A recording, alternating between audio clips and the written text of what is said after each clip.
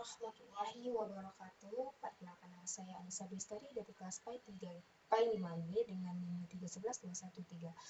Baik, di sini izin saya ingin memaparkan penjelasan dari soal-soal yang telah dibuat.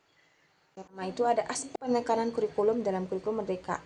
Jadi adalah pengembangan profil pelajar Pancasila secara literasi numerasi. Nah, menurut saya, mengapa dalam kurikulum Merdeka menekankan pada 2 poin tersebut? Jadi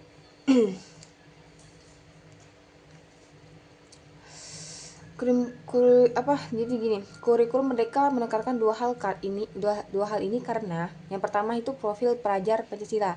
Jadi profil pelajar Pancasila ini membentuk karakter siswa tadi agar berakhlak mandiri, bisa saling membantu, saling gotong royong. Nah, bisa berpikir kritis, kreatif, dan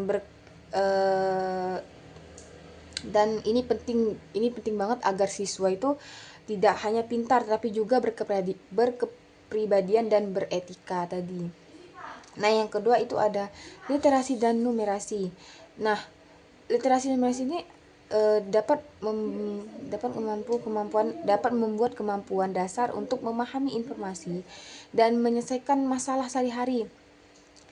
Jadi jika dua kemampuan ini kuat, maka siswa tadi akan lebih siap menghadapi pelajaran lain dan tantangan yang nyata di dunia nyata gitu.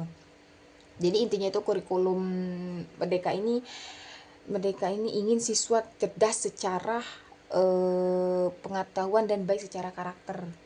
Nah, yang kedua itu tema proyek. Yang kedua tadi apa ya? Yang kedua tadi salah satu metode pembelajaran yang sering digunakan guru dalam kurikulum Merdeka adalah pembelajaran berbasis proyek. Banyak tema yang dapat digunakan untuk pembelajaran berbasis proyek. Nah, yang pertama kan ada 7 kan kategori. Yang pertama itu ada kesehatan tubuh dan jiwa. Yang kedua teknologi, yang ketiga nasionalisme, yang keempat sustainability, dan yang kelima itu ada warisan kebudayaan, yang keenam itu ada entrepreneurship, dan yang terakhir itu ada demokrasi.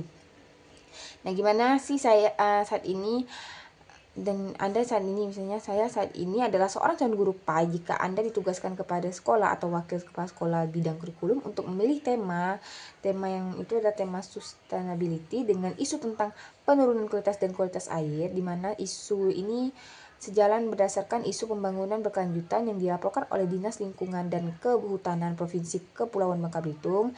Nah, pertanyaan itu ada 2. Yang pertama itu tadi ada menurut sebagai diri saya, materi PAI apa yang cocok untuk memasukkan tema ini. Nah, yang kedua itu ada bagaimana rencana Anda untuk mengimplementasikan pembelajaran yang diintegrasikan dengan tema tersebut menggunakan pembelajaran basis proyek. Jadi untuk jawabannya ini yang pertama, untuk penjelasan pertama, materi PAI apa yang cocok tadi dimasukkan ke tema ini. Nah, yang pertama itu akhlak terhadap lingkungan. Jadi akhlak terhadap lingkungan itu untuk menjaga alam sebagai amanah dari Allah Subhanahu wa Ta'ala tadi. Nah, yang kedua itu manusia sebagai khalifah di bumi. Dan ketiga itu adalah larangan berbuat kerusakan. Keempat ada tanggung jawab dan sikap hemat.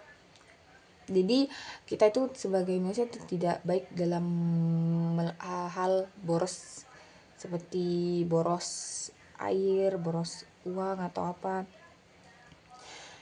Nah, yang kedua, pertanyaan kedua itu yang seperti rencana implementasi pembelajaran berbasis proyek tadi. Contohnya yang pertama, identifikasi masalah.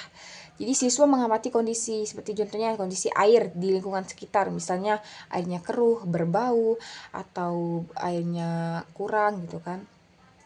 Yang kedua itu mencari data.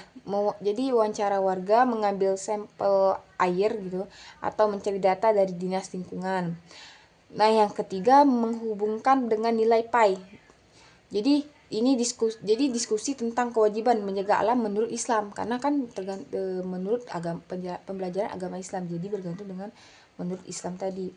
Nah, yang keempat itu merancang solusi. Contohnya nih, kampanye hemat air atau membuat poster, kayak poster tentang hemat-hemat air tadi, membuat filter sederhana, atau kegiatan bersih sungai, gotong royong gitu. Nah, yang kelima itu presentasi hasil proyek. Jadi siswa itu menunjukkan temuan dan solusi mereka. Jadi mereka tuh menunjukkan solusi mereka kepada masyarakat atau warga agar bisa tahu cara menghemat air yang baik gitu, yang benar, cara menggunakan air yang benar agar hemat. Nah, tujuannya ini membuat siswa memahami masalah lingkungan sekaligus mengamalkan nilai-nilai agama melalui tindakan nyata tadi. Jadi mungkin itu saja yang dapat saya sampaikan. Bila ada salah kata saya mohon maaf, pada Allah saya mohon ampun. Saya tutup. Wassalamualaikum warahmatullahi wabarakatuh.